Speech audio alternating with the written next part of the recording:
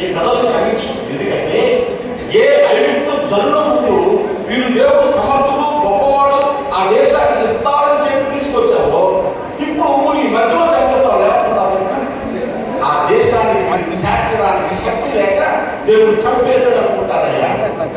నీకు చిన్న చూపు చూస్తే నీ శక్తిని చిన్నగా మాట్లాడితే నా వల్ల కాదయ్యా. నా మొహం చూసి నన్ను గొప్పగా చేయకపోయినా బాబా ఎలా క్షమించగలుగుతాడు? దేవుడి స్తోత్రం కలిగిన అంటే ఎవరు మహిమను కోరుకున్నాడు? దేవుడు మహిమను తగ్గించడానికి ఏమైనా కష్టపడకుండా ఘనపరచడానికి కోరుకున్నాడు విజ్ఞాపన కర్త. మనం ఏం చేస్తామంటే చాలా త్వరగా దేవుడి చెప్పుల్లో కాలెత్తం చూస్తాం. దేవుడు మహిమను దొంగిలించడానికి చూస్తాము. ప్రార్థన చేసి ఎవరికైనా కడుపులు తగ్గిందా? నేను ప్రార్థన చేస్తే కడుపులు తగ్గిపో ఓటేస్తాను.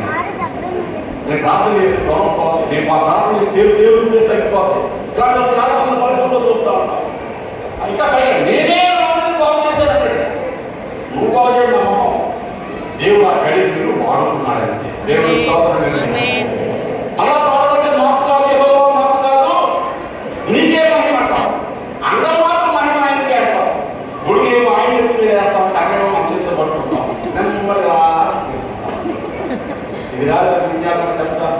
బాప్తిస్మ యోహానులాగా ఆయన ఎచ్చవలసినది ప్రార్థించేవాడిని చూస్తే వాడు చాలా తగ్గింపు స్వభావంలో ఉంటాడు.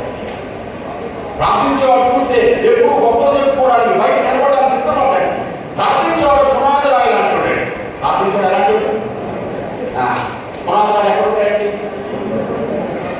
అది అందరినీ కుటుంబాలు కిటికీలు బాగున్నాయి అంటున్నారు, తలుపులు బాగున్నాయి అంటున్నారు, బాల్ పెయింటింగ్ బాగున్నాయి అంటున్నారు.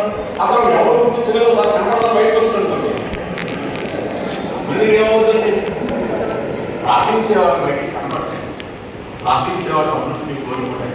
విజ్ఞాపనకర్త ప్రజలు కర్త కోరుకుంటాయి. విజ్ఞాపనకర్త దేవుడి కార్యాలు చేయడంలో అతను బహునమ్మదైన వారిగా ఉంటాడు.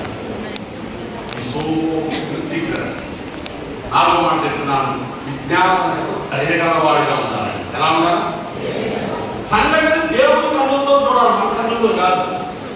ఒక సంగతి కనబడేదాన్ని దేవుడి కన్నులతో చూస్తే దేవుడు ఎలా రెస్పాండ్ అవుతాడో అలా రెస్పాండ్ అవుతాడు.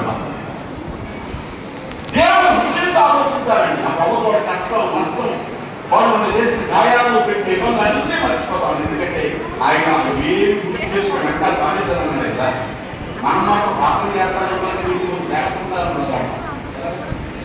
ప్రార్థన చేస్తానే ఉంటా పక్కతో మనోడితో అమ్మో లేకపోతే మరి నీకు దేవుడికి ఎంత తేడా వస్తుంది? ప్రార్థిస్తూ ఉండగా మనం ఆయన వంటి వారు కావాలి. ప్రభుత్వం నేను వాళ్ళ